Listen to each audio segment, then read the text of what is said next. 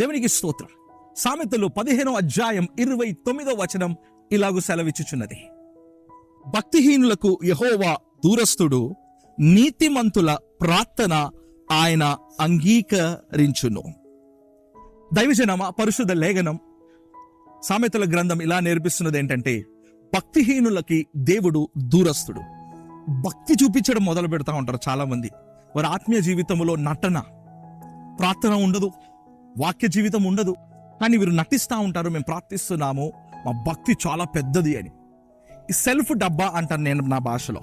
ఈ సెల్ఫ్ డబ్బా కొట్టుకున్న వాడిని ప్రతి ఒక్కరికి దేవుడు దూరస్థుడుగా ఉంటాడని పరిశుద్ధ లేఖనం సెలవిచ్చుచున్నది.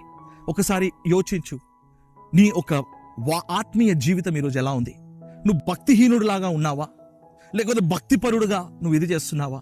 పరిశుద్ధ గ్రంథం చెప్పుచున్నది ఆయన దూరస్థుడంట. భక్తి నీవు కరెక్ట్ అయిన రీతిగా ప్రార్థించే ఒక వ్యక్తివైతే ఆయన నీకు సమీపముగా ఉంటాడు. ఒకవేళ ప్రార్థననే ఆపేసి కొన్ని సంవత్సరాలు అయి ఉండవచ్చు, ప్రార్థన చేయనికి నీకు మనసు రాకపోవచ్చు, ప్రార్థన నువ్వు చెయ్యకపోతే దేవునికి దూరస్థుడు అవుతావని మనకి పరిశుద్ధ లేఖనం చదువుతున్నప్పుడు మనకు అర్థమవుతుంది. సమయలన్న ప్రవక్త చెప్తున్నాడు, ప్రార్థన చెయ్యకపోవడం పాపం అంటున్నాడు ఆయన. నువ్వు ప్రార్థన చెయ్యకపోతే ఈరోజు ప్రార్థన చేయడం మొదలుపెట్టు, నువ్వు దేవునికి సమీపముగా చేరుతావు. దేవునికి నువ్వు దగ్గరగా వెళ్ళాలని కోరిక నీకుందా? అయితే నువ్వు ప్రార్థించడం మొదలుపెట్టు. దేవుడు నీ ప్రార్థనను విని నీకు ఆయన సమీపములోనికి వస్తాడు. నీ అవసరతలన్నీ తీరుస్తాడు, నీ ఇబ్బందులన్నీ మారుస్తాడు. నమ్ముతున్నావా? అయితే నాతో పాటు కలిసి ఈ ప్రార్థన చెయ్యము.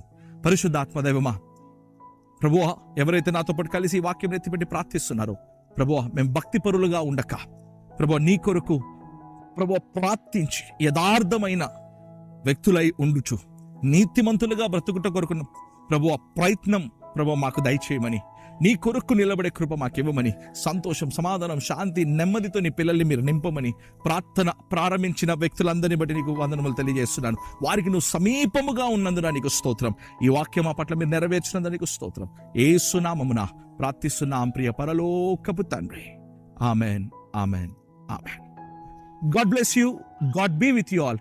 తిరిగి రేపటి ఉదయకాలం 7 గంటలకి కలుద్దాం. అంతవరకు పరిశుద్ధాత్మదేవుడు మిమ్మల్ని నడిపించును గాక. బాయ్.